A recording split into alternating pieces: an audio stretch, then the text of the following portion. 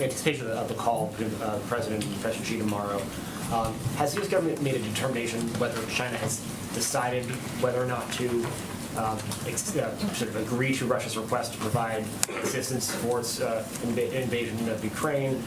Is it still a live ball that the president is going to warn President Xi off of? Where are they in terms of making that decision? Sure. Well, why don't I give you a little bit more of a preview on the call, and hopefully we'll answer exactly your question. The president, as I think you've heard him say before, and I've said, is a big believer in leader-to-leader diplomacy, and they have a lot to discuss, given the last time the president met with President Xi virtually was last November, a couple of months ago. The meeting tomorrow, in terms of how we got here, came as a direct follow-up to the meeting our National Security Advisor, Jake Sullivan, had with his counterpart. They talked about the two presidents meeting or engaging in the near future during that meeting, so hence it is happening tomorrow. And that meeting earlier this week, of course, came at an important moment in the conflict, but it also, in Ukraine, of course, it also covered issues beyond Russia's invasion, and I would expect, of Ukraine, I would expect this meeting would as well, because there are obviously a range of issues that we continue to discuss with the Chinese, and the president discusses, of course, when he speaks with President Xi. But to go to your question, this is an opportunity for President Biden to assess where President Xi stands. There's been, of course, rhetorical support or the absence of clear rhetoric and denunciation, or the absence of denunciation by China of what Russia is doing.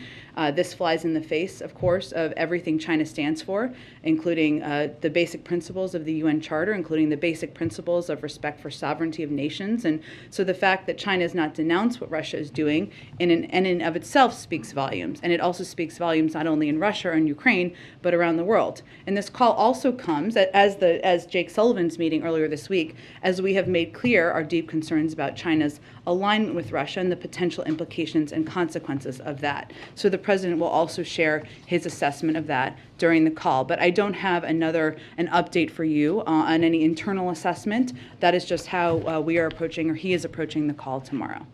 How specific is the president going to be in laying out the consequences for China if they do help Russia? Well, the president never fails to be direct, including in his conversations with President Xi, but we'll let the call happen, and I'm sure we'll have more to read out for you after the call. Any idea what military equipment they are thinking about providing Russia?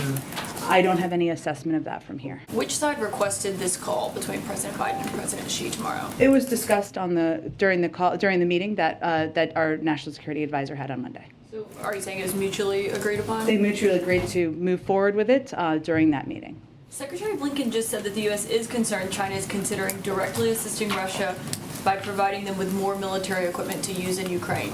That is not something that we have heard from the administration before. And so can I guess you speak to how high of a concern that is for the White House right now? It is a high concern, a significant concern, given our Secretary of State just conveyed that. And certainly our concerns about China assisting in any way Russia as they invade a foreign country is of significant concern, and the response to that would be consequences. Before Russia invaded, the White House was pretty clear that if they did invade, there would be sanctions imposed on them as a result of that. With China, you've just said if they do help Russia, that there will be consequences, but you haven't said specifically that they will be sanctions.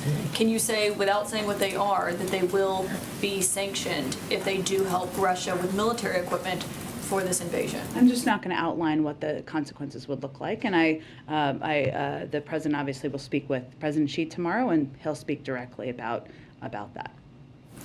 Go ahead. Just on that point, just so I'm clear, I mean, I understand you don't want to detail what the consequences could be, but the president in the phone call will make clear not just that there will be consequences, but what those consequences could be. I'm sure we'll have more to read out after the call happens tomorrow, but we have not, our National Security Advisor obviously didn't hold back in his conversation he had. Our Secretary of State did not hold back in his comments he just made publicly, and the president always takes the opportunity when he speaks with foreign leaders to be candid and direct. You said the phone call is going to be an opportunity to assess where she stands. Should we take that to mean that it's not clear that the Chinese have made up their mind whether or not to assist the Russians? Well, I think if you look at the last couple of weeks, Mary, you can see that They abstained from a vote in the UN Security Council, but they also, and they had put out a comment during the Munich Security Conference defending the sovereignty and territorial integrity of Ukraine, but they also echoed some of the conspiracy theories about chemical weapons and U.S. and Ukrainian intentions. So for any country, it's a question of where you want to be as the history books are written. And do you believe that this is a sign that or can you characterize at all your understanding of how low the Russians may be running on some military equipment, given that they seem to be turning to China for some help? I can't provide an assessment in that from here, but I know my colleagues at the Department of Defense have conveyed clearly, and I'm happy to echo, that it's not only not going as they planned, they have had challenges obviously with the operations of equipment, with the amount of equipment, even with MREs and food and other supplies, and that is what we have seen occur on the ground. But I don't have a numerical summary from here. Go ahead. Thank you, Jen. So one of the clearest responses we have seen from the Chinese about their possibly helping Russia came from the foreign minister, Wang Yi, who told Spanish officials on a call, China is not a party to the crisis, nor does it want the sanctions to affect China.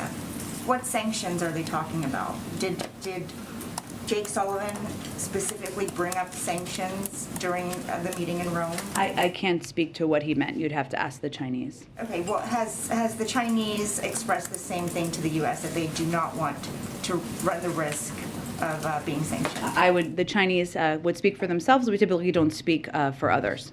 About a week ago, you said that for everything else, by and large, the White House saw China as still abiding by international sanctions put on Russia. Does that view still hold a week later? Is that generally how the White House views China?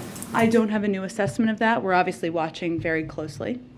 When the President Biden talked with Xi Jinping, President of China, tomorrow, would he going to discuss with President Xi Jinping regarding North Korea's missile provocations?